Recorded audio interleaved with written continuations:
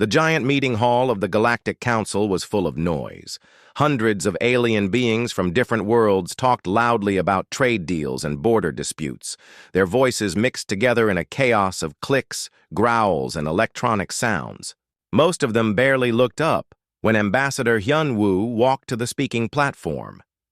Hyun-woo was a small human compared to the massive Korthani delegates or the towering Zephyrian representatives. His simple gray uniform looked plain next to their colorful robes and shining armor. But he carried himself with quiet dignity as he activated the translation device. "Members of the Galactic Council," Hyun-woo began, his voice calm and steady. "I come before you today to deliver humanity's final message to this assembly." A few alien heads turned toward him, but most continued their private conversations. Speaker Velthar of the Korthani barely glanced away from his data tablet, his 4 arms still typing notes about mining rights in the Vega system. "After 300 years of service to this galactic community," Hyun-woo continued, "humanity hereby withdraws from all galactic affairs, effective immediately. We are returning to our home system and will have no further participation in council activities." The hall grew slightly quieter, but not from interest. It was the kind of quiet that happens when people realize someone is making an announcement they don't care about. Velthar finally looked up, his large yellow eyes showing mild annoyance. "Is there a specific grievance that has prompted this dramatic gesture?" he asked, his voice carrying the tone of someone dealing with a child's tantrum. Hyun-woo shook his head slowly. "No grievance, Speaker, no demands, no negotiations. We are simply leaving." "Very well," Velthar said with a dismissive wave of one of his hands. "The Council acknowledges humanity's withdrawal. We thank you for your service and wish you well in your isolation." Around the hall, other delegates murmured their agreement. The Altarians nodded their crystalline heads. The Helonians made approving sounds with their vocal chambers. Everyone seemed relieved that the humans were finally done complaining about their treatment. For 300 years, humans had filled the jobs that other species found beneath them. They fixed the great machines that powered interstellar travel. They built the space stations where aliens conducted their important business. They fought in wars for causes they had no voice in deciding. They cleaned the waste systems, maintained the life support, and kept the vast machinery of galactic civilization running smoothly. When aliens needed something built, they called humans. When their technology broke down, they sent for human engineers. When dangerous work needed doing, they assigned human crews. But when it came time to make decisions, to claim credit, or to enjoy the benefits of all that work, humans were politely asked to wait outside. Dr. So-jin sat in her laboratory on Research Station Gamma 7, watching the council proceedings on her screen. She had spent 20 years developing new medicines that saved millions of alien lives. Her research on cross-species biology had made space travel safer for everyone, but her name never appeared on the papers that were published. Her Altarian supervisor, Dr. Nexus, always took the credit.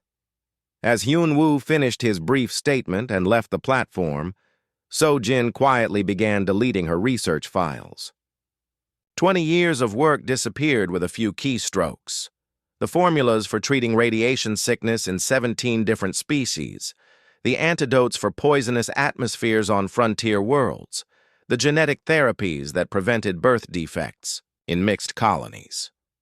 All of it vanished into digital oblivion. Dr. Nexus noticed her working at her computer terminal and approached with his usual friendly manner. "So-jin, my dear colleague, what are you working on today?" "Just organizing some files," she replied without looking up. "Getting ready for my departure." "Departure?" Nexus seemed genuinely surprised. "But you can't be serious about this withdrawal nonsense. Surely the council will work something out with your people." So-jin looked at him with tired eyes. "For 300 years, we've been working something out. We built your cities, fixed your machines, and saved your lives. And for 300 years, you've treated us like we should be grateful for the chance to serve you. But that's not. I mean, humans are valued members of our scientific community, Nexus protested. Valued? Sojin asked quietly. When was the last time you recommended a human for promotion? When did you last include a human author on one of your papers? When have you ever asked for our opinions on anything more important than which tool to use? Nexus opened his mouth to respond, then closed it again. The questions hung in the air between them like an uncomfortable truth. Across the galaxy, similar conversations were happening on thousands of worlds and stations. Human workers were packing their belongings and booking passage on the next ships heading toward Earth's solar system. They weren't angry or dramatic about it. They simply finished their shifts, handed over their tools, and left. Chief Engineer. Tejo had maintained the central hyperspace relay for 40 years. The massive facility channeled energy across multiple dimensions to create the network that connected distant star systems. It was incredibly complex technology that required constant adjustment and intuitive understanding. Tejo had made thousands of small improvements over the decades, modifications that increased efficiency and prevented dangerous overloads. His replacement, a highly qualified Zephyrian named Corvex, arrived 3 days before Tejo's scheduled departure. Corvex had impressive credentials and decades of experience with hyperspace technology. But as Tejo walked him through the facility, it became clear that credentials weren't enough. The resonance frequency needs to be adjusted every 6 hours, Tejo explained, pointing to a control panel covered with handwritten notes. But not by the same amount each time. You have to feel how the field responds and adjust accordingly. Corvex studied the readings on his instruments. Surely there must be a precise formula for these adjustments. Tejo shook his head.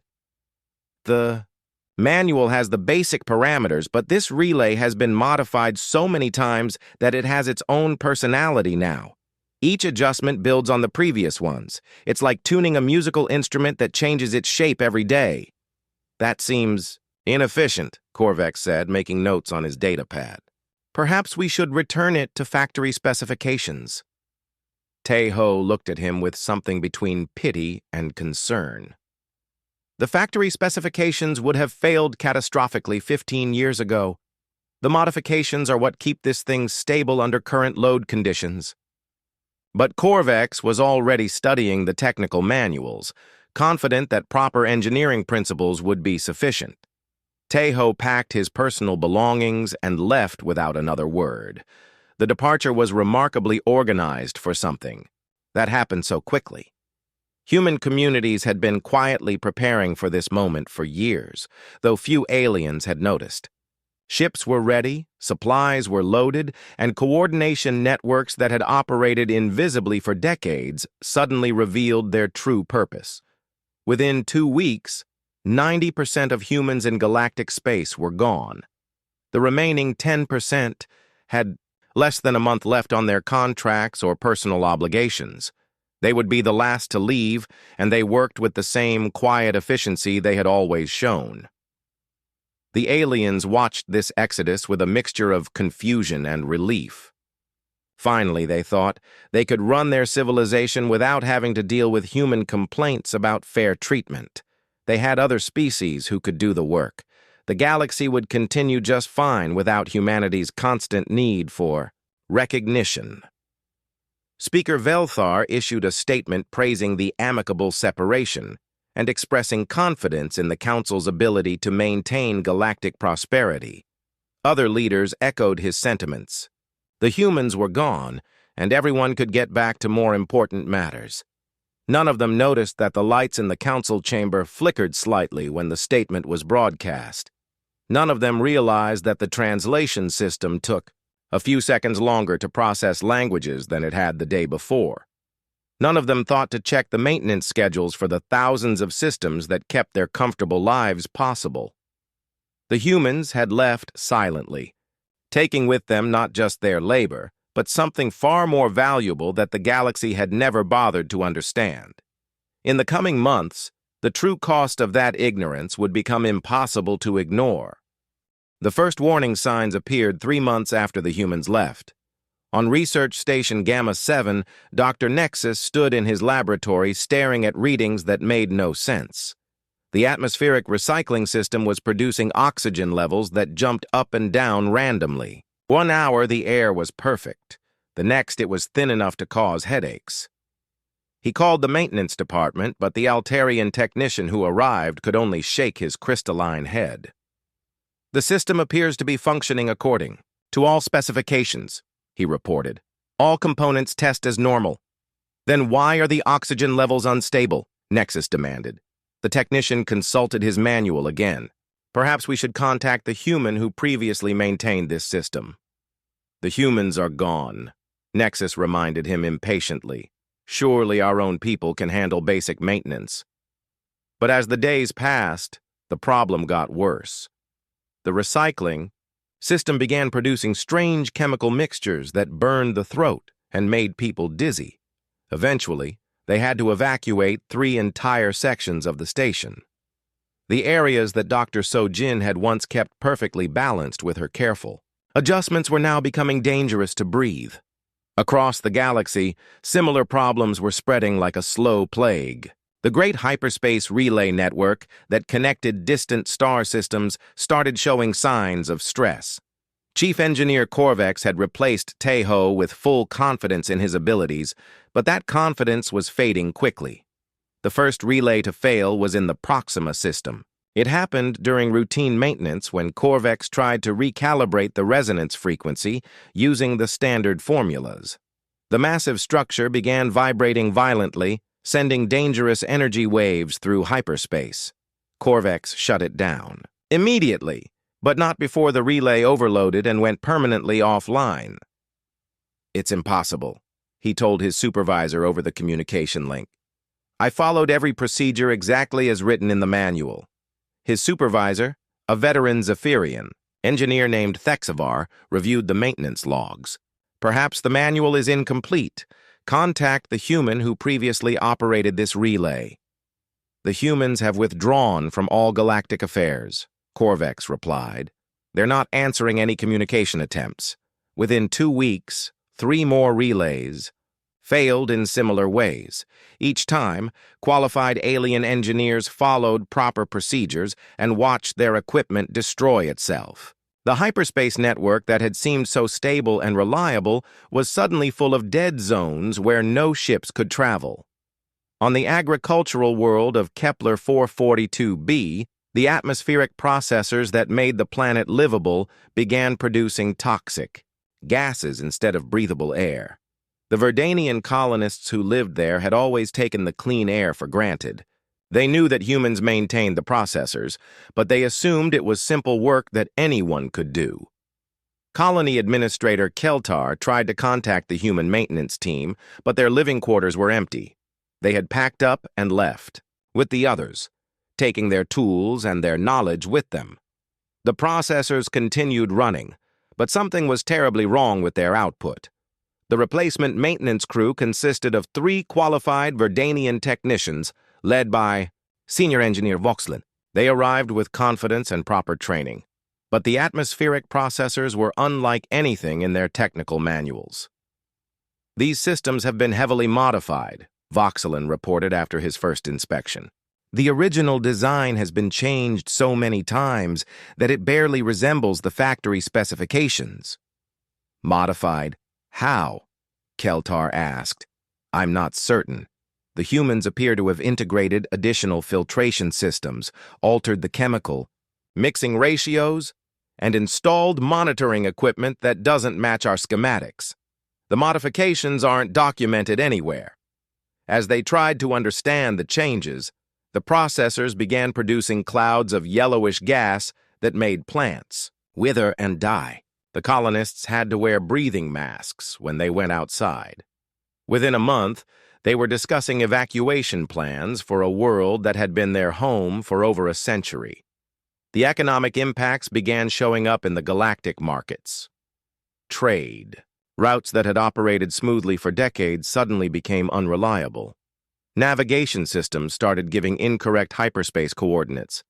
Cargo ships arrived at their destinations weeks behind schedule if they arrived at all. On the fortress world of Epsilon Eridani, General Minho's defensive systems continued operating exactly as designed. The irony was that they were working too well. The automated defenses recognized only specific authorization codes, and those codes were locked in Minho's personal files. When the Krillian Horde launched their long-expected invasion, they found the planet's shields impenetrable and its weapons deadly accurate.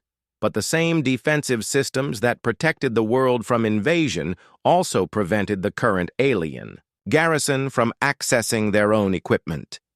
Commander Zex Thul of the Korthani Defense Force found himself locked out of the very weapons he was supposed to command.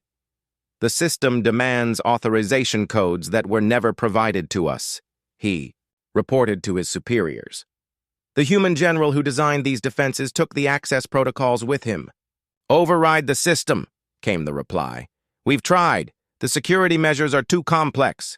Any attempt to bypass them triggers additional lockdown protocols." The Krillian fleet retreated after losing dozens of ships to weapons they couldn't fight. But the Pyrrhic victory left the garrison trapped on a world whose defenses they couldn't control. They were prisoners of their own fortress, protected by systems they couldn't understand or modify.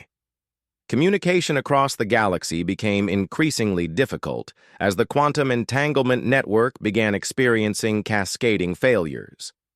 Messages that should have arrived instantly now took days or weeks to reach their destinations. Some never arrived at all. The Galactic Council tried to convene emergency sessions, but with communication delays and transportation failures, getting delegates to the same place at the same time became nearly impossible. Speaker Velthar found himself issuing orders that couldn't be transmitted and making decisions that couldn't be implemented.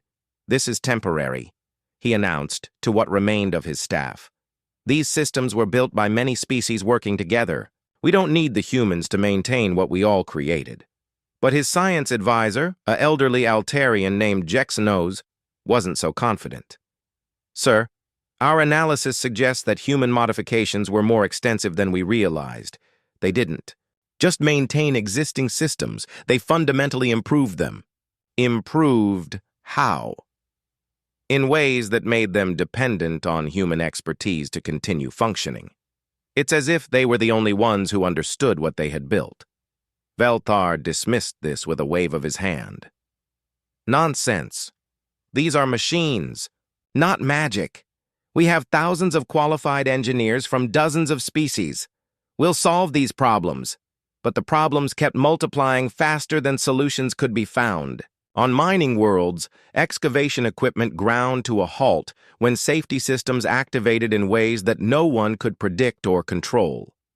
On research stations, experiments began producing dangerous results as environmental controls drifted out of calibration. On trade hubs, cargo handling systems moved goods to wrong destinations or refused to move them at all. The pattern was always the same. Equipment that had worked perfectly under human supervision began failing in subtle but critical ways. Alien engineers could see that something was wrong, but they couldn't figure out what.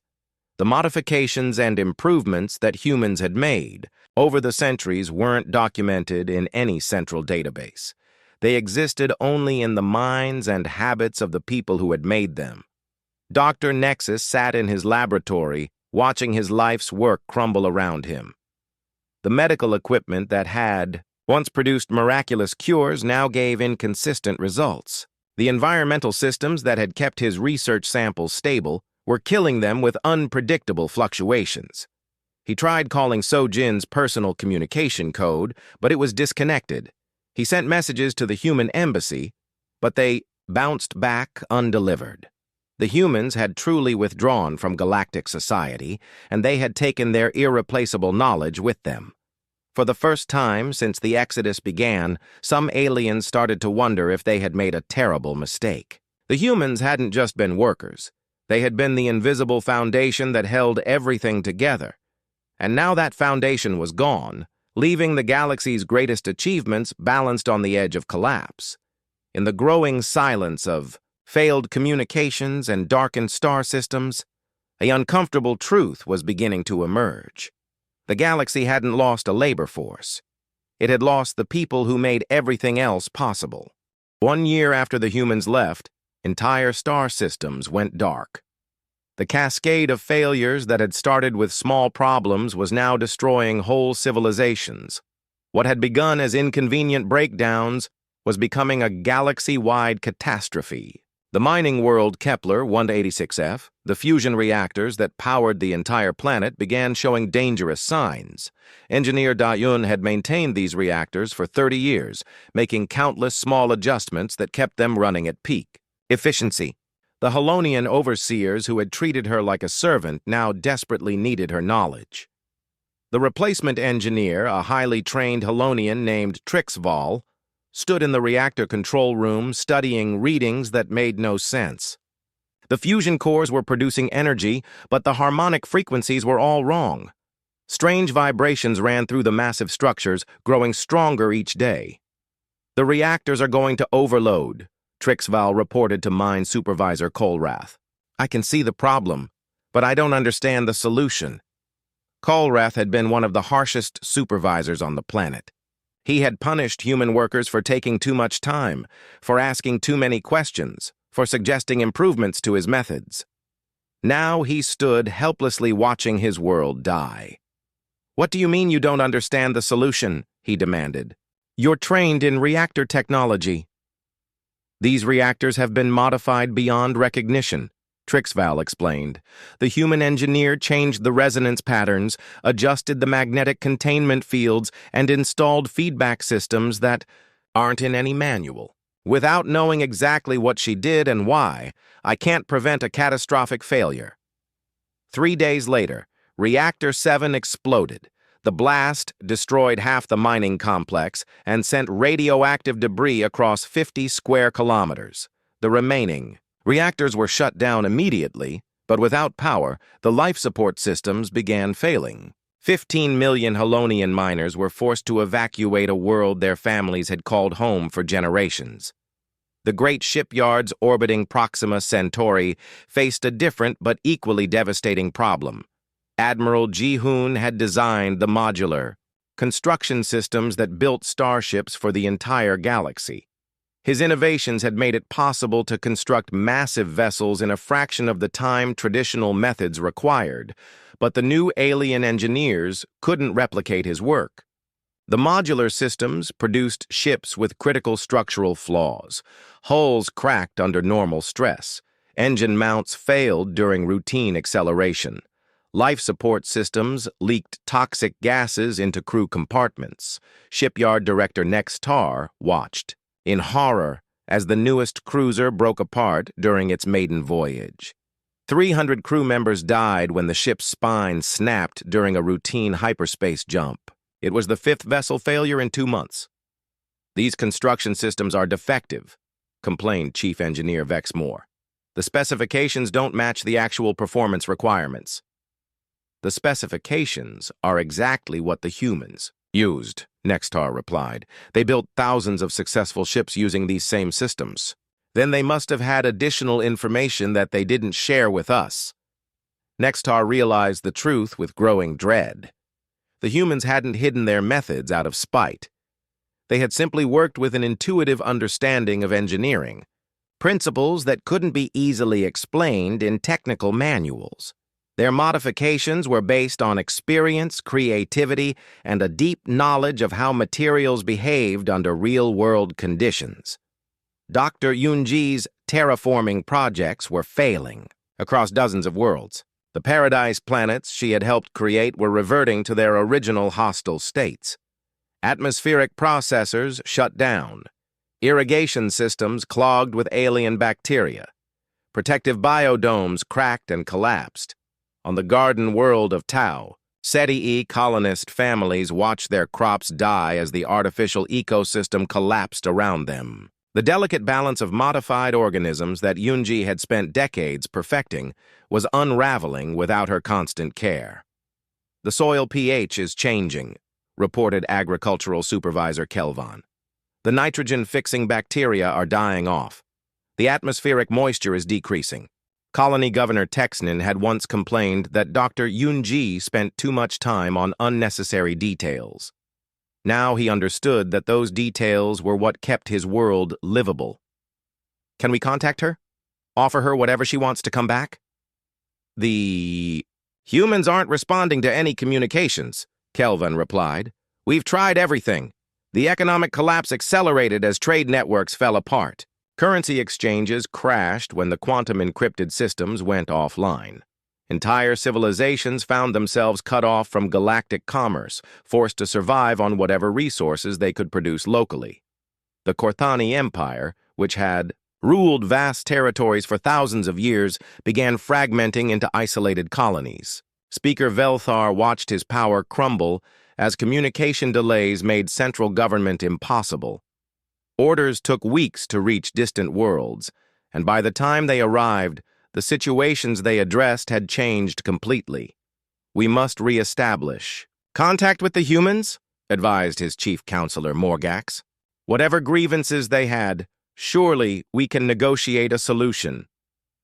Velthar's pride fought against the growing desperation. They abandoned their responsibilities to galactic civilization.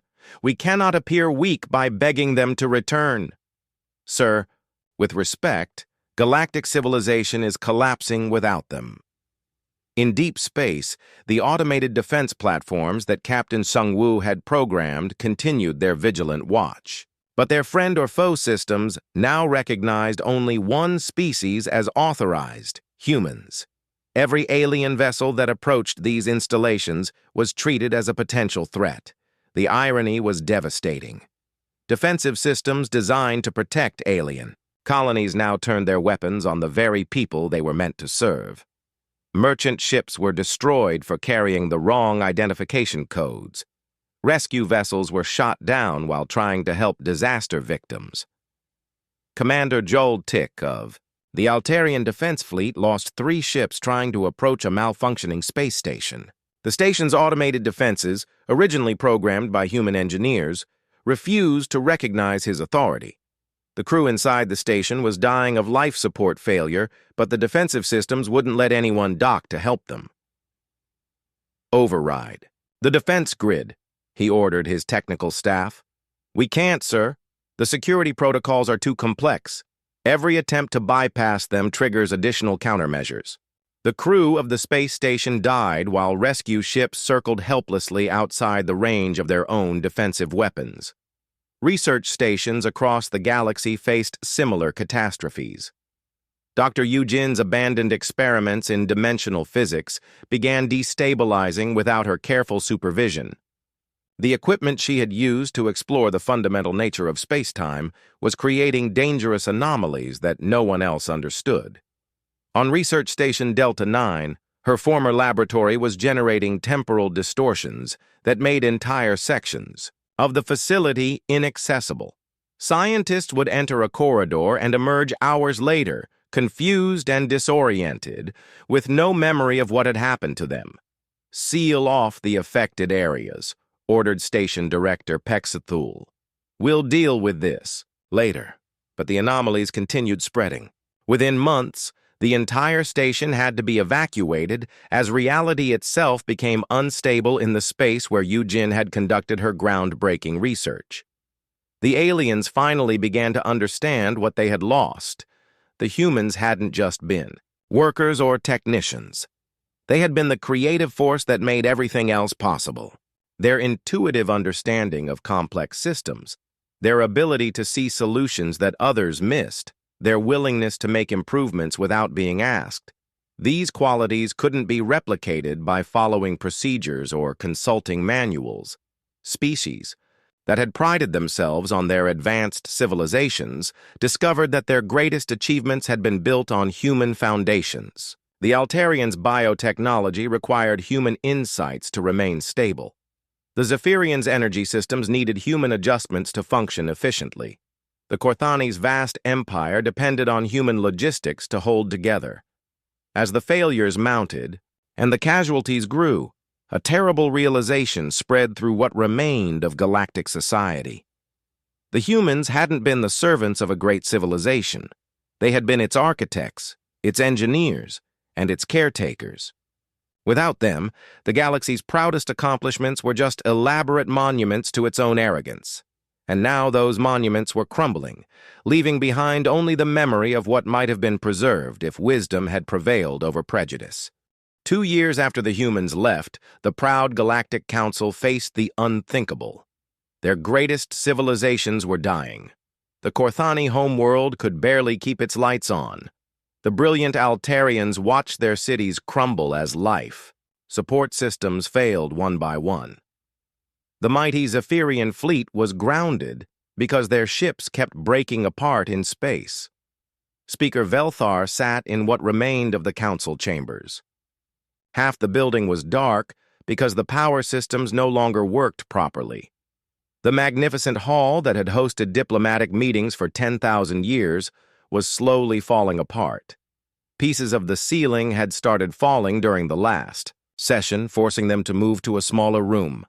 "We have no choice," announced his science advisor Jexnos. "We must contact the humans and ask for their help." Velthar's pride had been the foundation of his long career. He had ruled the galaxy's most powerful alliance with confidence and strength. But that confidence was gone now, replaced by desperation and fear. "What makes you think they will help us?" he asked quietly. "We treated them as servants for 3 centuries. Why would they care if we survive?" "Because," Jexnos replied, "they are still human. Despite everything we did to them, they might still have compassion." The first diplomatic mission to Earth's solar system was launched with great ceremony. Ambassador Nexkari of the Altarians led a team of the galaxy's most skilled negotiators. They brought gifts, trade offers, and promises of better treatment if the humans would return. But when their ship reached the edge of the solar system, something impossible happened. They simply stopped. Not because their engines failed, but because space itself seemed to reject their presence. Their instruments detected massive energy fields that surrounded the entire system like an invisible wall. "What is this?" Nexkari asked his navigator. "Unknown technology, sir. Our sensors can't penetrate it. It's like the entire solar system is wrapped in some kind of shield. They tried to send communication signals, but nothing got through. They launched probe drones, but the devices simply vanished when they touched the barrier. After 3 days of futile attempts, they had no choice but to return home empty-handed." The second mission was led by Speaker Velthar himself. He brought a larger fleet and more advanced equipment. Surely, he thought, whatever the humans had built could be overcome. By superior alien technology, the result was the same. The barrier around Earth's solar system was completely impenetrable. Velthar's best scientists studied it for weeks, but could not understand how it worked. The energy readings made no sense. The mathematical principles behind it seemed to violate known laws of physics. "Sir," reported Chief Scientist Morval, "this barrier appears to exist in multiple dimensions simultaneously. It's not just blocking our ships, it's preventing any form of matter or energy from crossing the boundary." "That's impossible," Velthar insisted. "No known technology can create such an effect." "Unknown to us, perhaps, but clearly not unknown to the humans." Velthar's fleet tried everything they could think of. They fired weapons at the barrier, but the energy was simply absorbed without any visible effect. They attempted to create artificial wormholes to bypass it, but the space around the solar system refused to bend. They even tried using their most advanced quantum communication devices, but no signal could penetrate the shield. After 2 months of failure, Velthar finally managed to send a single message. Using an ancient emergency broadcast frequency, he transmitted a simple plea. "We need your help. We are willing to negotiate." The response came 12 hours later, appearing as text on every screen in his fleet simultaneously. The message was brief and appeared in perfect galactic standard. "We tried negotiation for 3 centuries. You had your chance. That was all. No demands, no conditions, no further communication. Just a reminder of 300 years of dismissed requests for fair treatment. ignored suggestions for improvement, and rejected pleas for recognition. The third mission was different. Instead of bringing weapons and technology, it carried only medical supplies and food. The ships were marked with symbols of mercy and carried messages of apology. Velthar hoped that appealing to human compassion might succeed where force and pride had failed. The supplies never reached their destination. The barrier around Earth remained absolute, turning away even gifts meant to show goodwill. The humans had sealed themselves away so completely that nothing from the outside galaxy could reach them. Meanwhile, the failures continued accelerating across known space. On the research world of Kepler 1649c, Dr. Eugen's abandoned dimensional experiments had grown completely out of control. The entire planet was now trapped in temporal loops that made it impossible to visit or even observe properly. Ships that approached the world would find themselves arriving before they had left, or experiencing time at different rates in different parts of their vessels. The planet's research stations flickered in and out of existence as they shifted between multiple timelines. "We need to evacuate the remaining scientists," urged Emergency Coordinator Helvax. "We can't," replied Fleet Admiral Zexthol. "Every rescue ship we send gets caught in the temporal distortions. 3 crews are now trapped in time loops, experiencing the same day over and over again." The scientific community tried desperately to understand Eugen's work by studying her published papers, but they discovered something terrifying. Her publications only covered the basic theoretical framework. The practical applications, the safety protocols, the methods for controlling dangerous experiments, all of that knowledge existed only in her memory.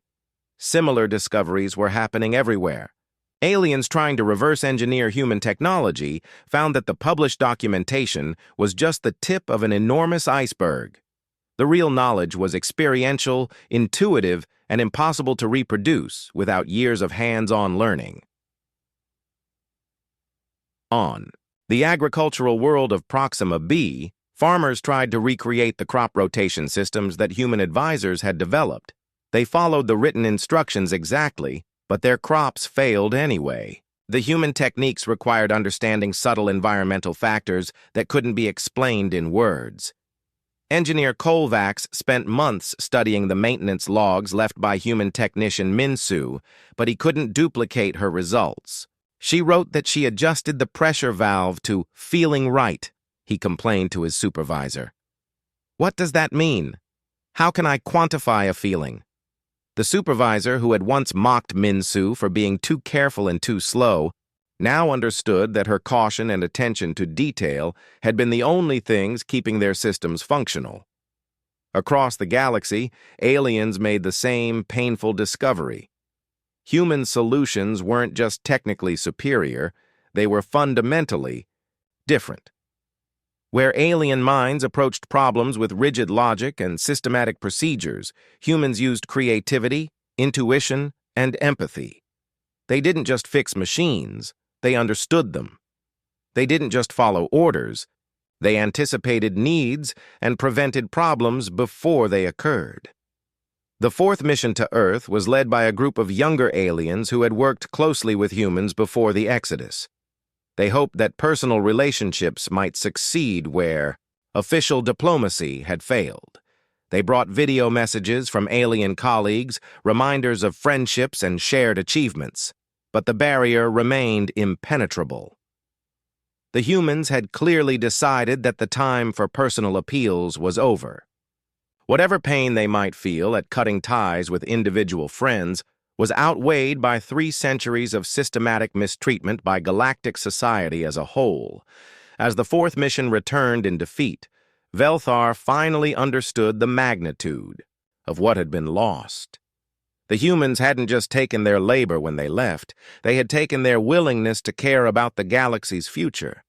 Their departure wasn't just a withdrawal, it was a judgment on everything the galactic community had become. In the growing darkness of failed systems and dying worlds, one truth became impossible to ignore. The galaxy had possessed something precious and irreplaceable, and they had thrown it away through arrogance, prejudice, and blindness to the value of those who served others without seeking glory for themselves. 5 years after the humans left, the galaxy was a shadow of its former self. The great civilizations that had once ruled star systems now struggled to keep single cities alive. Massive space stations drifted empty through the void. Entire worlds had been abandoned as their life support systems finally gave up completely. Speaker Velthar sat alone in the ruins of the Grand Council chambers. The magnificent building that had stood for 10,000 years was crumbling around him. Parts of the ceiling had collapsed months ago, and nobody could fix the structural support systems. The humans who had designed and maintained the building were gone, and their knowledge had died with their departure. The few remaining lights flickered weakly. The heating system had failed during the last winter, and ice now covered the walls of what had once been the center of galactic power. Velthar wrapped a thermal blanket around his shoulders and stared at the empty seats where hundreds of delegates had once argued about trade routes and territorial disputes. Those problems seemed laughably simple now. Trade routes no longer existed because the hyperspace network was mostly dead. Territorial disputes were meaningless when most territories couldn't support life anymore. The galaxy had bigger concerns than politics. It was fighting for basic survival. A soft chime indicated an incoming message on the emergency communication system. It was the first signal they had received in months. Most of the long-range transmitters had stopped working, leaving isolated pockets of civilization scattered across space like islands in a dark ocean. Velthar activated the message with shaking hands. He expected another report of system failures, or requests for help that he couldn't provide. Instead, he found something he hadn't seen in 5 years: a communication from the humans. The message was simple and came from Ambassador Hyunwoo, the same human who had announced their departure so long ago. His face appeared on the cracked screen, older now but still carrying the same quiet dignity. "To the survivors of galactic civilization," Hyunwoo began, his voice calm and measured, "we mourn what you have lost. We mourn what you chose to throw away. But we will not return to serve those who never learned to value service." Velthar leaned forward, hoping for some sign that the humans might reconsider. But Hyunwoo's next words crushed that hope completely. "However, we will not let knowledge die with our grievances. What follows is our gift to those who remain, not because you deserve it, but because knowledge belongs to all thinking beings." The transmission included a massive data package, terabytes of information that began downloading automatically. As Velthar watched, file after file appeared on his systems.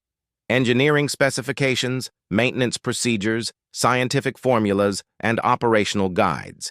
It was everything, every human innovation, every improvement, every solution they had developed over 3 centuries of service. The irony was overwhelming. Here was all the knowledge the galaxy needed to rebuild itself. Complete blueprints for hyperspace relays, detailed instructions for atmospheric processors, step-by-step, guides for fusion reactor maintenance. The humans were giving away freely what the aliens had never bothered to ask for when they had the chance. But knowledge without understanding was just data.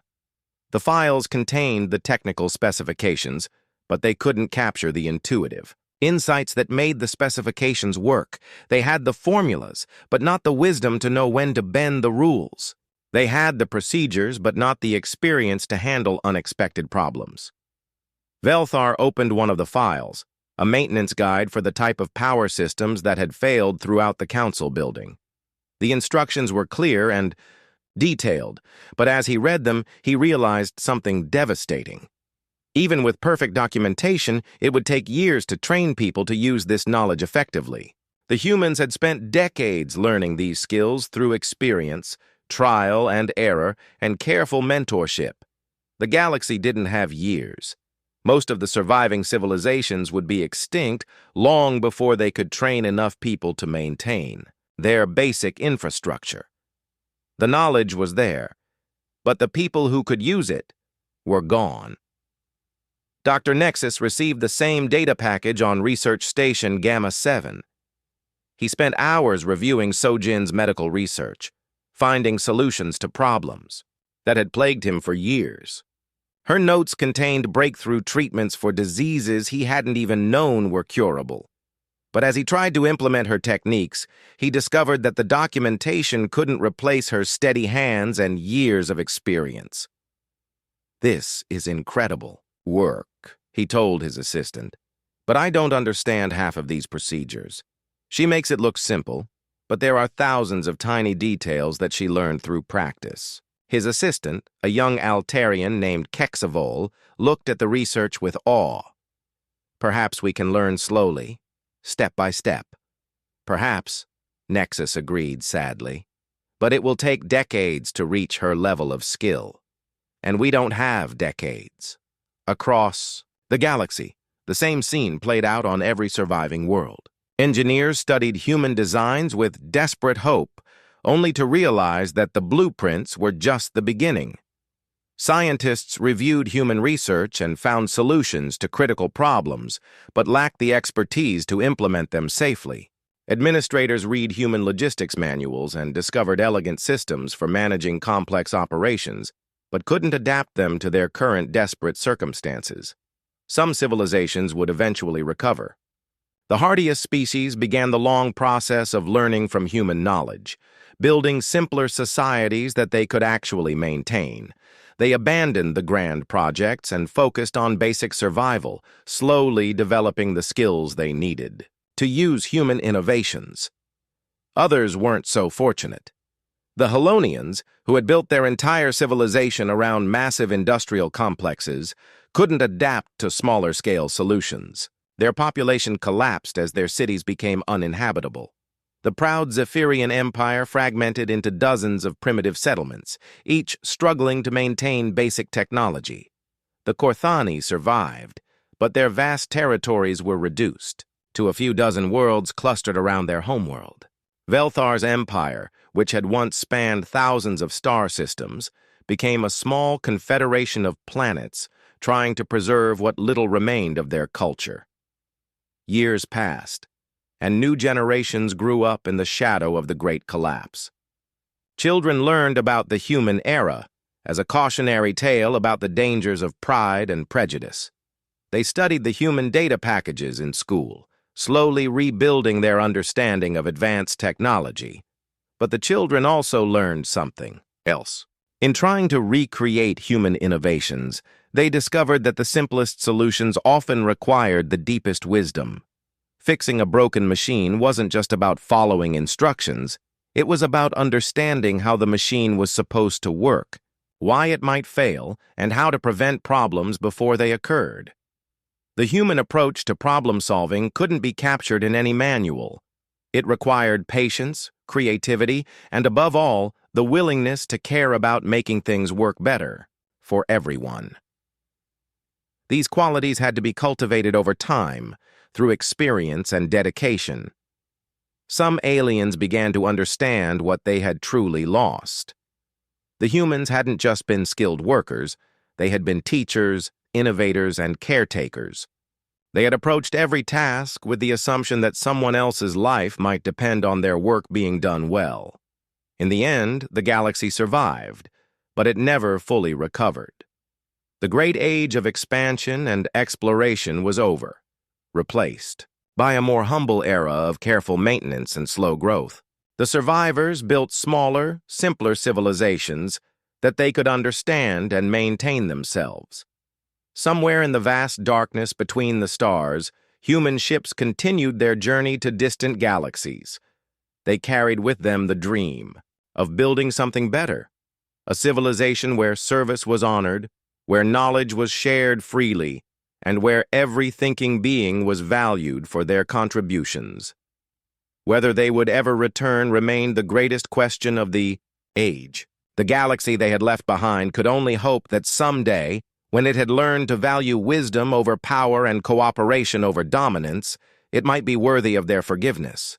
But for now, the stars were silent, and the lesson was complete. The greatest strength of any civilization wasn't its most brilliant minds or its most powerful weapons. It was the countless individuals who chose, every day, to make things work a little better than they found them. The humans had left silently, but their absence spoke louder than any words ever could.